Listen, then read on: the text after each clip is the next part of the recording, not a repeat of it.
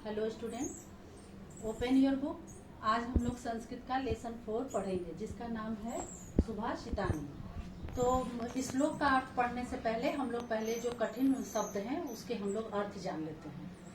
आप भी अपना बुक ओपन करिए और चलिए देखिए। छाया अनन्य मतलब दूसरों को छाया देते हैं। स्वयमात्मे मतलब स्वयं धूप में खड़े रहकर। फलान्यपि दूसरों के लिए फल भी। उद्यमेन परिश्रम से। मनोरथे मन में सोचने से। सुप्तस्य सोए हुए के। काल माने होता है समय। धीमताम विद्वानों का। कलहेन झगड़ा करने से। उपकारीषु उपकारी व्यक्ति। वैद्य डॉक्टर। श्रोत्रिय वेद पढ़ने वाला। वेती इस प्रकार। तो चलिए अब हम लोग श्लोक पढ़ते हैं। देखिए पहला श्लोक। छाया मननस्य कुर्वन्ति तिष्ठन्ति स्वयं आतपे। फलान्यपि परार्थाय वृक्षा सत्पुरुषायुः। इस श्लोक में पेड़ के बारे में बताया गया है कि वृक्ष जो है वह स्वयं धूप में खड़ा रहता है।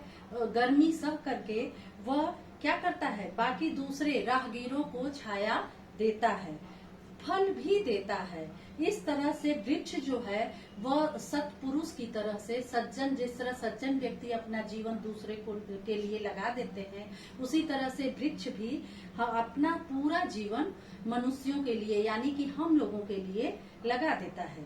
उद्यमेन ही सिद्ध्यन्ति कार्याणि न मनोरथे न ही सुप्तस्य सिंहस्य प्रविशन्ति मुखे मृगाः। इस दूसरे श्लोक का अर्थ है कि परिश्रम करने से ही मनुष्य के कार्य पूर्ण होते हैं, न कि मनोरथे। मनोरथे मतलब मन में सोचने से कुछ नहीं होता है।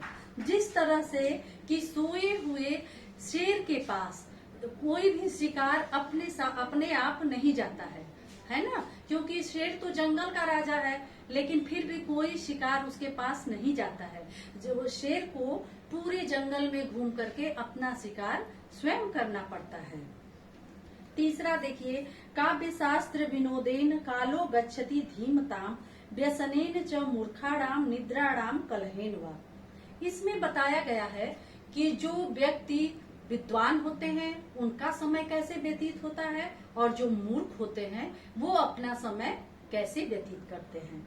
देखिए जैसे विद्वान व्यक्ति का समय जो होता है वो काव्य शास्त्र तथा हास परिहास में व्यतीत होता है। जैसे कि वो अच्छी किताबें पढ़ते हैं, अच्छे लोगों के साथ वो सत्संग में रहते हैं, अच्छे लोगों की बातें करते हैं। लेकिन जो मूर्ख व्यक्ति होता है उसका समय हमेशा व्यसन माने गलत आदत और निद्रा से ही वह अपना समय पूरा व्यतीत कर देता है, बर्बाद कर देता है। चौथा है, आप देखिए। उपकारेषु यह साधु साधुत्वे तस्य को गुण।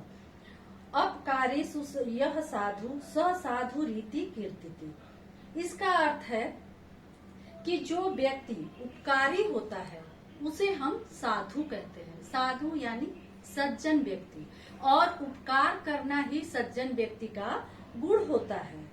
अपकारेषु अपकार मीन्स होता है जो दूसरों की बुराई करता है, दूसरों की भलाई कभी नहीं करता है।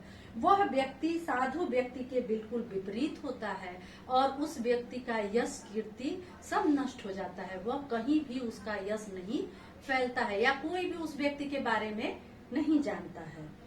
पांचवा देखिए। धनिकः श्रोत्रियो राजा नदी वैदस्तु पंचमः। पंच यत्र न विद्यन्ते तत्र वासम न कार्ये। इस श्लोक का अर्थ है कि जिस जगह पे यानी कि जिस राज्य में या जहाँ हम रहते हैं वहाँ पे धनी व्यक्ति यानी राजा, श्रोत्री का मतलब अभी आप पढ़े हैं जो वेद पढ़ने वाला होता है यानी कि जानकार।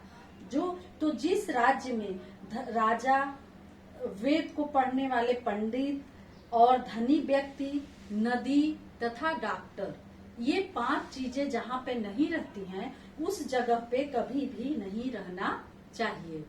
अब तो आप समझ ही रहे हैं कि जैसे कि नदी है तो आपको जल मिलेगा, वैद्य है, डॉक्टर है तो आपका स्वास्थ्य लाभ होगा, विद्वान है तो आपको ज्ञान मिलेगा, और राजा है तो आपके ऊपर शासन करेगा, क्या उचित क्या अनुचित इसका निर्णय करेगा, और धनी व्यक्ति है तो उससे आपको धन प्राप्त होगा। फिर देखिए अब लास्ट है श्लोक आपका छठा, अयम निज परो वेति गणा नाम लघु चेतसाम उदार चरिता नाम तु वसुधैव कुटुम्बकम। इस श्लोक का अर्थ है कि यह अपना है और वह पराया है, मतलब यह मेरा है वह दूसरे का है। ऐसी भावना वाले व्यक्ति बहुत क्षुद्र हृदय के होते हैं, यानी कि बहुत थोड़ा सोचने वाले रहते हैं। लेकिन जो दयालु चरित्र वाले व्यक्ति होते हैं उनके लिए तो ये पूरी पृथ्वी ही उनका अपना परिवार होता है। Thank you.